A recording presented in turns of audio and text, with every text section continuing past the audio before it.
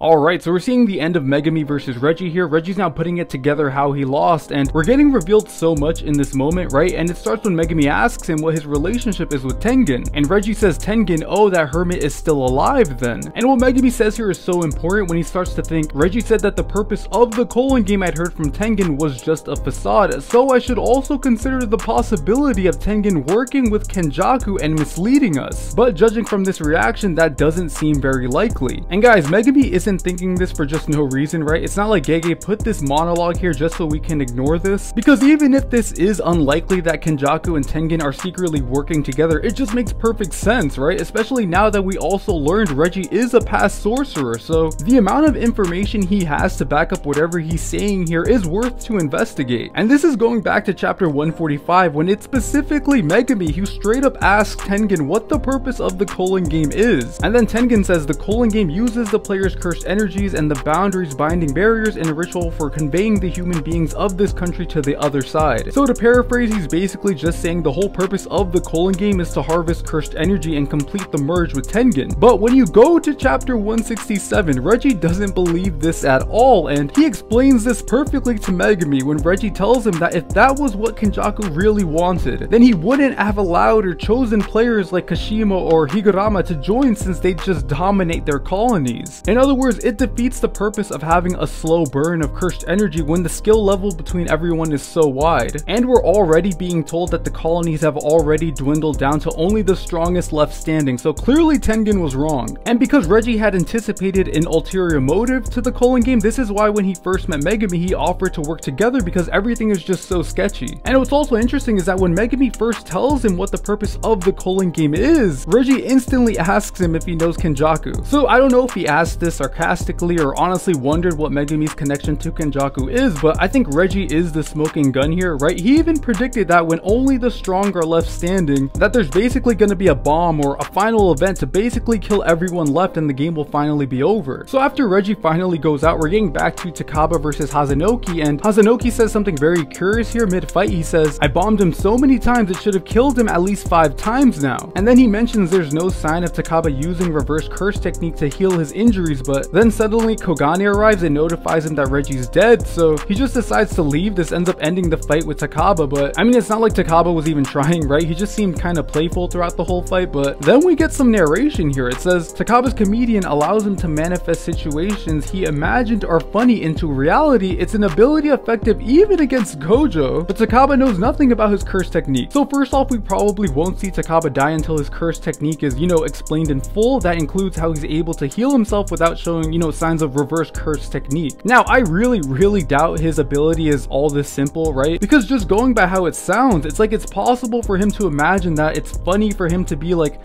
I guess, the strongest sorcerer in the world, and just by doing that, it actually ends up being true. So if that is all it takes for him to counter even Gojo, then I think Takaba could probably become like a more important character in the story, possibly even after this arc. So then we're seeing Remy. She's being hunted down by Megumi's divine dog, but then Megumi thinks back to his sister. He decides not to kill Remy and passes out on the floor. And then just when this chapter couldn't get any crazier, we're seeing Hanakurusu appear right above him, and I just have so many questions, right? Because we were told she'd be in Tokyo Colony number 2. That's why Hikari took Panda with him to find her using his scent, but we're seeing her here in Tokyo Colony number 1 now, so this is gonna need a lot of explanation. And at this point, there's just so many moving pieces on the board right now, right? Because now we have Hanakurusu, who came from Tokyo Colony number 2, where Kashima, Hikari, and Panda are, and then there's Takaba, the whole Tengen and KENJAKU subplot, and I didn't even mention seeing Yuta at the end of this chapter. So again, a lot of moving pieces on the board right now. And then coming at the end of the chapter, we're now in the Sendai colony. We're now being introduced to 5 new sorcerers, and apparently the situation here is a lot more intense than what's going on in Tokyo, and it's because one of the 5 sorcerers is actually a Kotsu. And even more than that, we see him straight up kill one of the other 4 sorcerers we just saw get introduced. And just when this chapter couldn't get any better, it looks like we're now getting into the start of a new arc, Yuta versus these other 3 sorcerers. And I think for someone on his skill level, it would just make sense if we see him clean out the Sendai colony, since we just saw Yuji and Megumi have their fights. And what's interesting is that before Yuta, these other 4 sorcerers were stuck in a power lock, meaning neither one of them could overpower the other even if they tried. But now we're seeing Yuta able to finish off even one of them, and I'm not saying they're all just gonna straight job to him, but I think it's reasonable to expect Yuta to clean out the entire colony given his ability. But that's gonna be the end of the video. video. I think this goes without saying that this was just an amazing chapter. I already can't wait for next week, but I'm gonna end the video here. Thank you so much for watching, guys. If you liked what I had to say, then please leave a like. I'd greatly appreciate it, and please let me know in the comments what you all think, what you agreed or disagreed with. And if you're interested in more Jujutsu Kaisen videos, then make sure you subscribe. I'll be doing more here on the channel for sure. And yeah, again, thank you so much for watching, guys. Have a great day.